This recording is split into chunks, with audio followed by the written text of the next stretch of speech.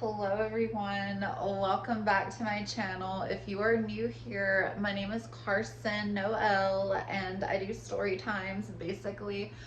So today I want to get on here just to kind of share a little bit about my past because I feel like it would maybe be beneficial to some people to just hear, my story if you have something similar because I don't know, lately I've really been undergoing a lot of changes and stuff like that. I'm actually going to be doing a move in the next few months to start a new chapter of my life with one of my very close friends. So I'm very excited for a new opportunity for myself.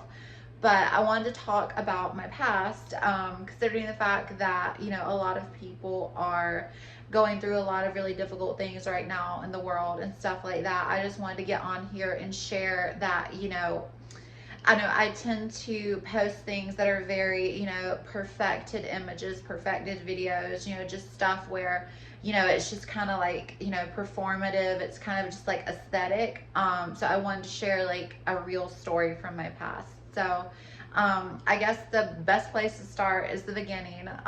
So basically, I grew up with a sister. She and I were like very close with each other.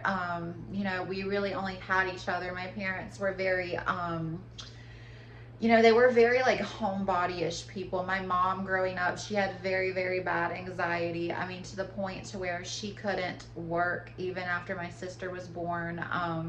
She would always just very much, she would struggle essentially with just very simple everyday tasks. I came to find out that she, had not borderline, excuse me, bipolar disorder.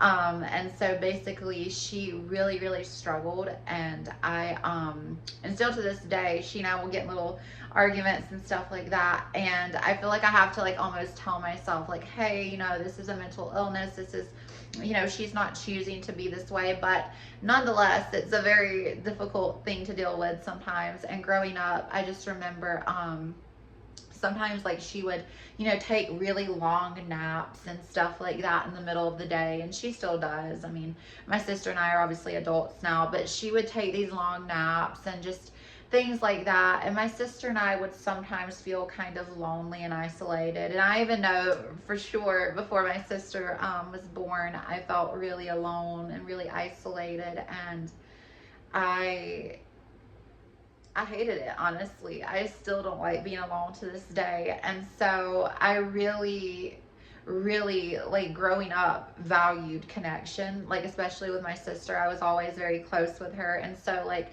whenever I would create friendships, whenever I would, like, create like these bonds with people, I would really want to like hold on to them. Sometimes, like, for not good reasons, trauma bonds and stuff like that. But I guess you could say more than anything, I have daddy issues. My dad growing up was very emotionally and physically unavailable, basically. So, he was working for Duke Energy and he ended up basically hurting his leg on the job.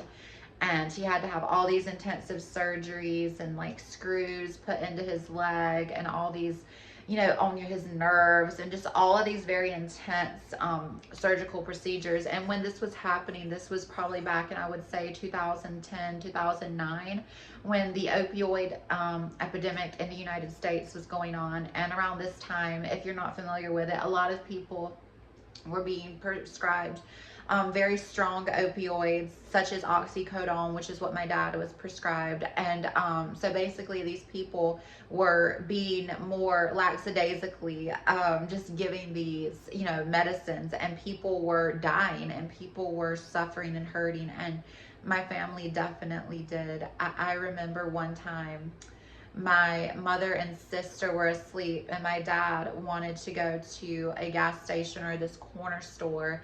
And I remember like we went to the store and he left me like outside for like 5 minutes, or like felt like forever, but it was honestly probably like 5 minutes. And I was just, I still remember being so scared and so alone and just, like I wanted to be back home and my mom and sister in the bed asleep. And here I am just standing outside of a store, and my dad's in here doing like whatever. And it was rough, you guys. Like I really there's still situations like that I don't normally like to think about, because it kind of like takes me back to that headspace, and I feel weak when I go back to that headspace. But I finally feel like strong enough to share this story and stuff like that. So yeah, things like that would happen. There were other times when he was very much so just completely tripped out on these drugs. I mean, he would be like a zombie, just sit there like that. He would just have this like glazed over look. I mean, it was scary. And for, you know, I understand my mother, you know, didn't really know like what to do, but you know, she was in a situation where really, if we're looking back on it, she should have removed us from the situation and took us somewhere else. But my family can be very nitpicky with their morals, essentially. And so basically, even though my dad was doing all of these things, my grandparents, my dad's parents, they would always kind of just like sweep stuff under the rug. And so like they would always apologize and excuse him. And so whenever he was arrested for disorderly conduct while he was on these drugs, which I've seen my dad get probably arrested, I couldn't even tell you, more than 10 times, I can tell you that. My sister and I can both think back on it. I have multiple very vivid memories of my dad getting arrested. One time at the mall at Christmas, because he was so fucked up on these drugs, you guys, that he had basically ordered my grandmother a custom necklace at this jeweler, and it was going to have the birthstones of each of us. So like my mom, my dad, and all these people, right? And it was like a tree, and it was gonna have all the different colored birthstones. And this is when I was like 10 years old, you guys, probably, well, maybe like 11, 12. So I was a little bit older than 10, but I still vividly remember this. He comes out of the jeweler, and for whatever reason, he thinks that they didn't give it to him, which of course they didn't, because it's a custom order, which means they're going to have to like go in and add the, you know, different stones to this little like gold necklace thing. And so basically he gets into this argument, and the security gets called. He literally starts fighting security. This lady who was just randomly at the mall comes up and gets into an argument with him, and she, like, I still remember what she looked like. She had like a short pixie cut with like dirty blonde hair, and she was wearing red glasses. I literally remember what the lady looked like. My dad almost tried to jump on this woman. Like literally, it was like 5 men on him. And I have to say this, my dad's very strong. He's like monstrously strong, and in a very scary way. And it took probably like 6 or 7 police officers to take him down that night.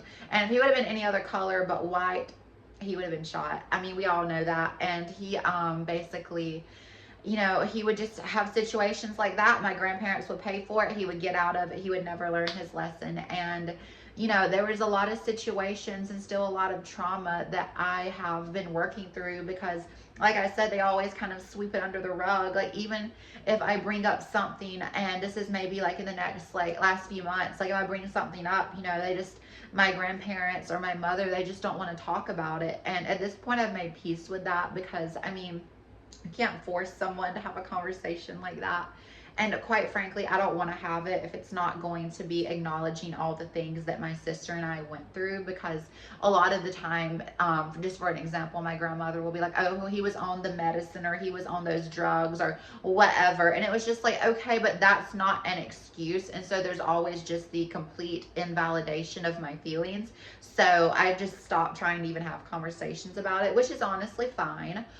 Because I can heal without that. I mean, obviously I know that I didn't deserve any of that or going through that, because it's ridiculous. And just to give you another fucking crazy example of this, there was one time he was so tripped out on these drugs, you guys, that he got so dehydrated. My dad's a big dude. He's probably, like I said, after he got hurt, he got a little bit shorter, but he's probably like 5'10", and then like 230. So he's a big dude. Like he's not like I'm pretty petite. He's not like me. And he basically withered away to almost like nothing. Like I've never seen my dad like this still to this day. Like he's always been like a very stocky type guy. And so my dad looked like he was freeze dried, you guys. Like he was so dehydrated. And mind you, not only that, but like I said, he was tricked out on these drugs.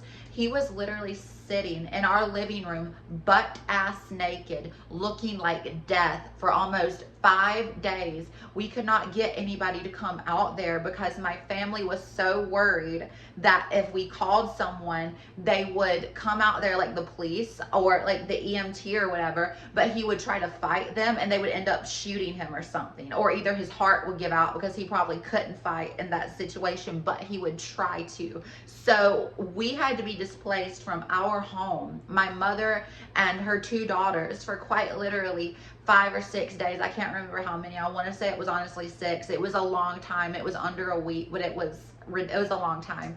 And it only ended because my dad quite literally was going to die and had to go to the emergency room. His body was giving out and he basically collapsed, and he had to go to the emergency room, and that was the only way we could help him because he was so fucked up and on these, you know, pills and whatever else he was doing, because my dad also started doing like bath salts a little bit, but preface though, he's clean now. My dad is clean now, but there's just a lot of shit like that, and there's plenty of other situations where he thought there were people behind our house out in the woods building something. He was literally hearing you know, like people beating hammers and stuff, and none of this was real. This was just something in his head he was hearing. And like I said, my mother should have pulled us out of it, but you know, obviously she apologizes for that now. My dad has tried to apologize, but I mean, there's only so much apologizing you can do. I mean, you know, it happened. So, I mean, like, what can you really do about it, you know? So, that's happened. But overall, I've been able to work through this in therapy. I've gotten to the point where I'm comfortable sharing information like this. I mean, about to put this online, and you know, I think maybe this is kind of like an insight into my world. Not all that glitters is gold, and you know, a lot of the time people are dealing with things behind the scenes that maybe you have no idea about. So I think it's just learning to be kind to people is important. I've had to like stop being such a bitch sometimes because I mean, I've went through horrific things in my life, and I know other people have as well. And yeah, so I just wanted to get on here and share this story. Sorry if it was depressing. That's obviously not the intent of the video. I guess the intent was to just share a little bit more about my life and to let you maybe understand like a little bit of my past, things I've struggled with, and to let you know that if you're struggling with a loved one who is, you know, going through a substance abuse or drug problem, I have all the sympathy in the world for you. It's one of the most difficult things that I've ever went through in my life, and I genuinely wish everyone going through this, I wish them love, and I hope your loved one gets better. And if you resonated with this, please consider leaving a like, comment, share your story. Yeah, so not being depressing anymore. I hope you all have an amazing day. And